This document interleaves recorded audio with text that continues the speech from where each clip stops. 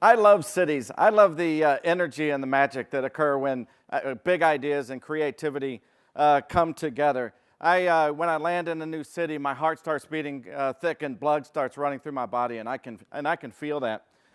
In the last back, please. In the last 15 years, I've worked in a lot of the great cities: Beijing, Shanghai, Tokyo, New York, Chicago, Singapore. And I really appreciate the energy of a new city coming to the world stage. And I recognize this energy because I grew up in a city like this. This is Dallas, Texas. I like to collect these postcards because it shows that what businesses and what people think are important about themselves. And on the back, just one or two sentences that says why they're important. This is the Dr. Pepper factory. It's on the corner of Mockingbird and Greenville Avenue in Dallas, Texas. It's the national headquarters and home of Dr. Pepper. It's one of the most modern syrup factories in the world. Unique, distinctive flavor makes Dr. Pepper the popular favorite soft drink for millions throughout the country. This is a business that was projecting itself onto the world stage. And even this woman who's visiting from Port Huron, Michigan, writes, "This is the most up-and-coming town I've ever been to." And this is me front and center when I came to Dallas, and I felt the same energy that this woman from Michigan felt. And even as a young child, a creative child, I could feel this energy of the city. At the moment, it's turning from bricks and mortar to glass and steel. It's becoming a modern city.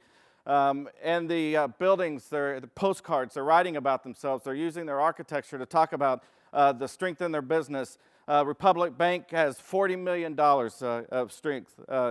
And the Sheridan Tower is bringing color to downtown Dallas with a heliport on top of the building.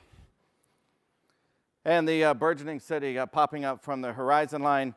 And we'll go down Central Expressway up to the north. This is a mural that a local business person, Peter Stewart, put on his equipment supply building to talk about he thinks that art and culture is important for the city. And when he builds a building on Central Expressway, he's going to put this mural up.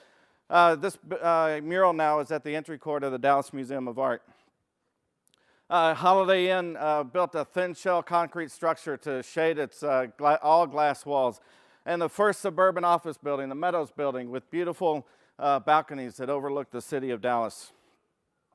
Until we get to NORTHPARK Mall, a shopping center that was developed by Raymond Nasher, who put a museum inside the mall. And across the street, the NORTHPARK Inn with helicopter service. And I remember these helicopters. These were Bell 47, little glass and steel wasps that were flying around the city, flying around Central Expressway. Big excitement for a young child past the Gemini Theater and on to Texas Instruments. Texas Instruments, had just invented the integrated circuit, and they were building computers that would launch men to the moon. And this was Central Expressway in Dallas, Texas in 1965, and I loved it. When LBJ opened the freeway, the Ring Freeway opened, when it crossed Texas Instruments brought over a laser beam, and they cut the ribbon with a laser. This was big.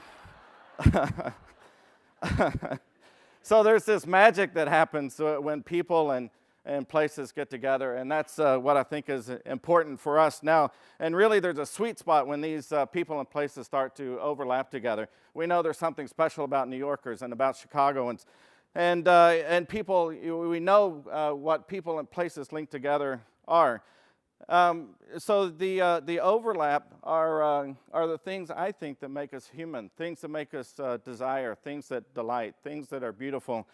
And these things are communicated through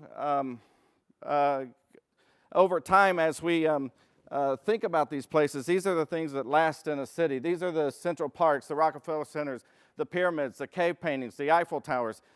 These are the things that we remember in a city. And these are created by people using a design language: architects, interiors, designers, industrial designers, fashion, food, people in the design language. So people with a big idea partnering with people with a design language.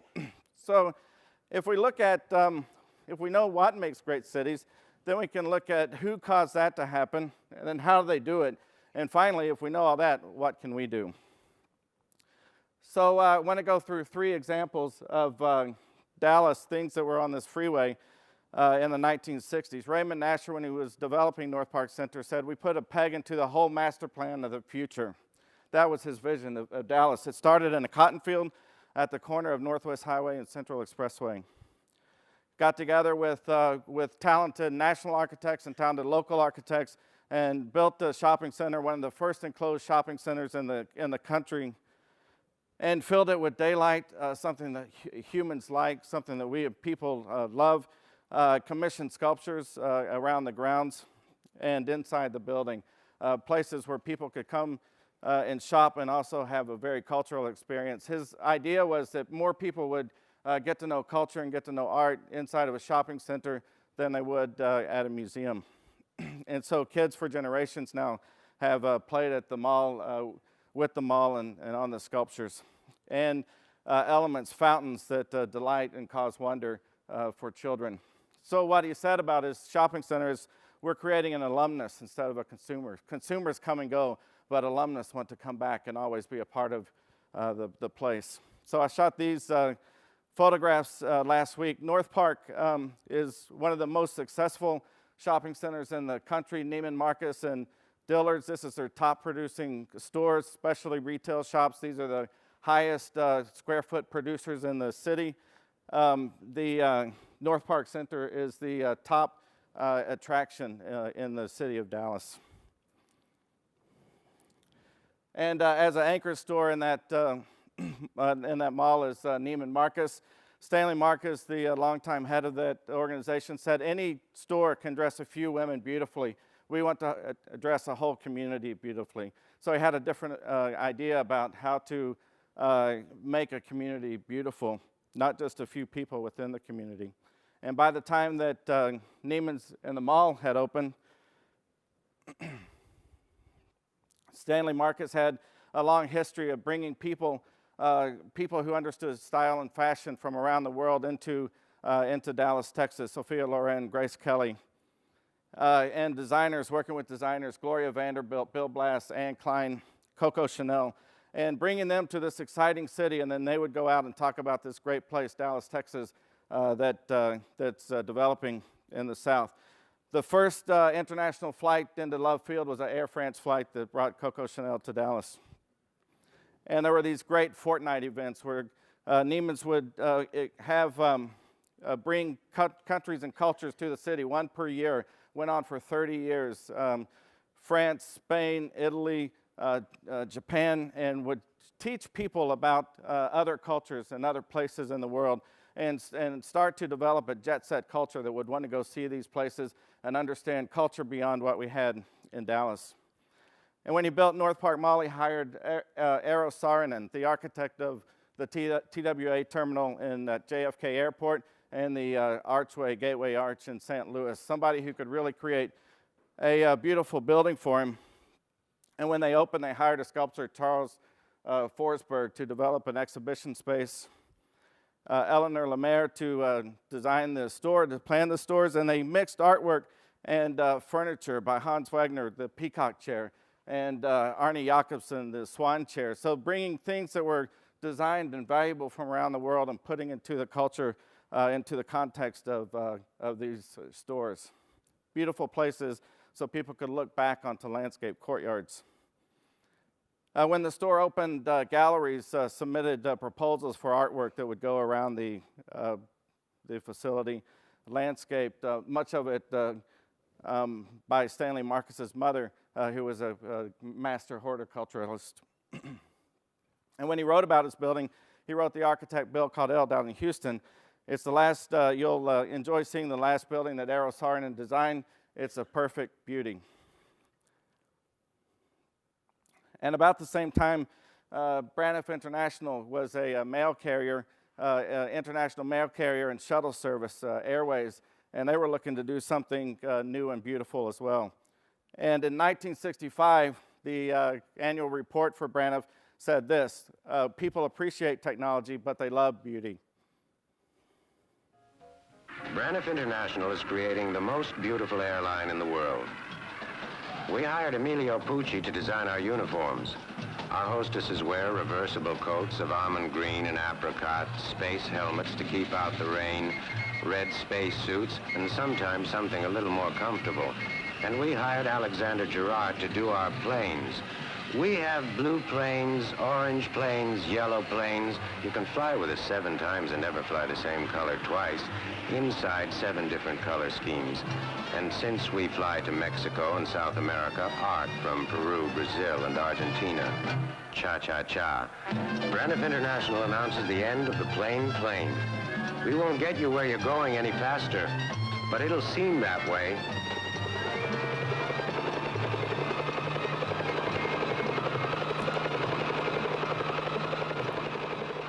So Braniff creating the most beautiful airlines in the world, right here out of Dallas, Texas. They used a marketing and advertising campaign that explained why they're doing away with the plain plane and what that means for the consumers, for the travelers. They also opened up travel destinations. The Acapulco Jet Set finally has airlines that can call its own. So people traveling to international locations on jet service. The beautiful airplanes that Gerard colored, and later planes that Alexander Calder painted. So as cities like Chicago were putting Calder sculptures in their Federal Plaza, Dallas, Texas, we're launching them into the sky. And the terminal of the future at Love Field, also with the interiors professions designing beautiful places for people to come and wait. The world's longest monorail taking people to Dallas Love Field with direct-to-the-gate monorail system. These are big things for a young kid in the city.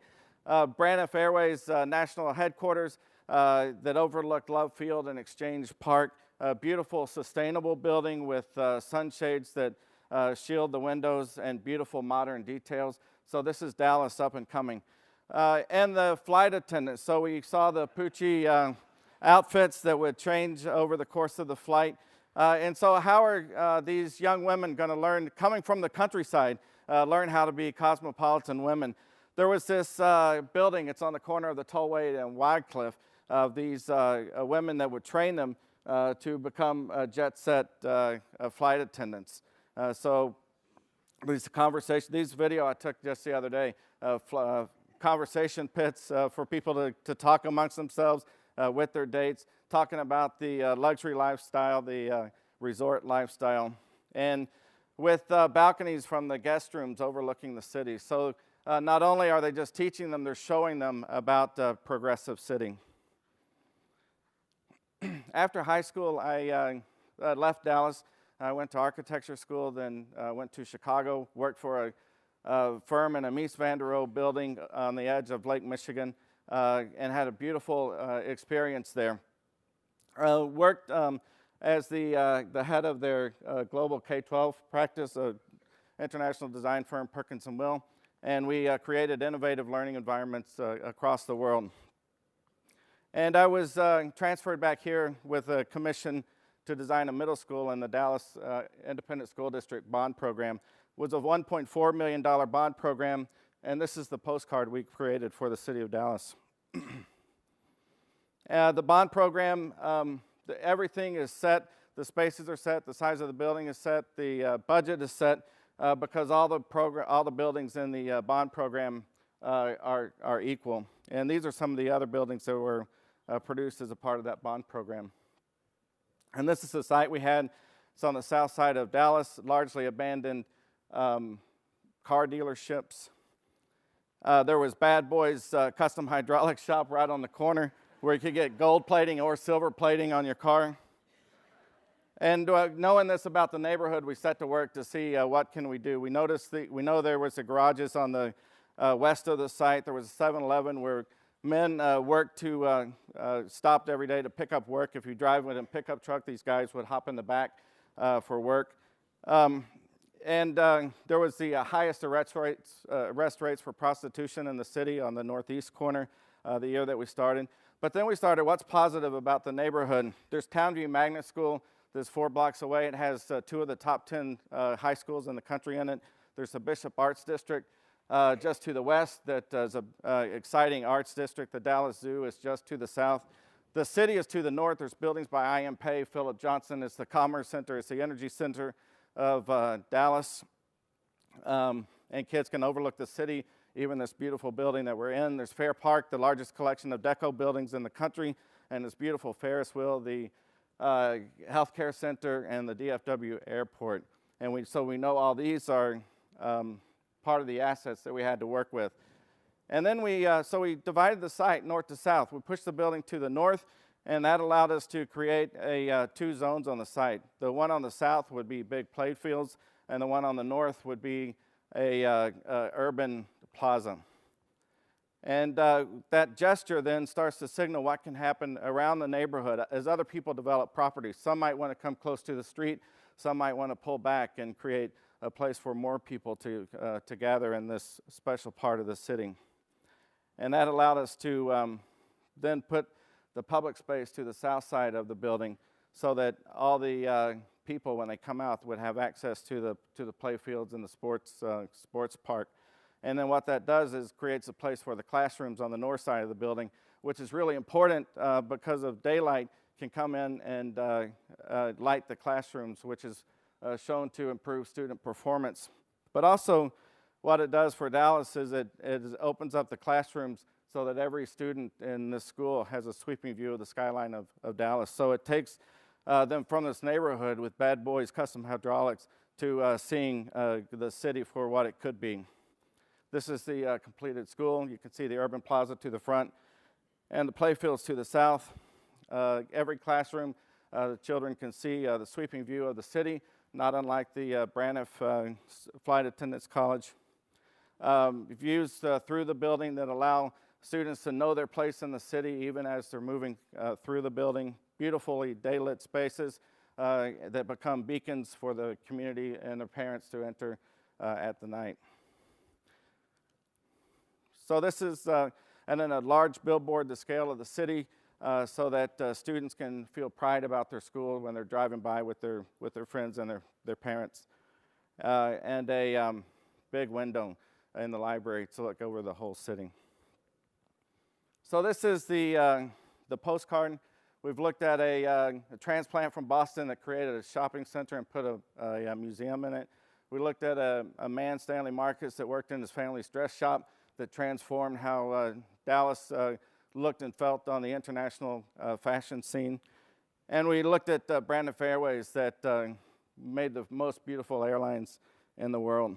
So for you guys, I'm asking, if you're a business owner, how do we think broadly and big about the scale at which we can impact our community to create beautiful places? If you're in the creative professions, I ask that you not only give what the client needs and asks for, but also something that they want for and they long for and they desire for, and maybe not have the language to communicate that before they see it. And my desire is for you to create excellent business by creating beautiful experience for your community every single day. Thank you. Thank you.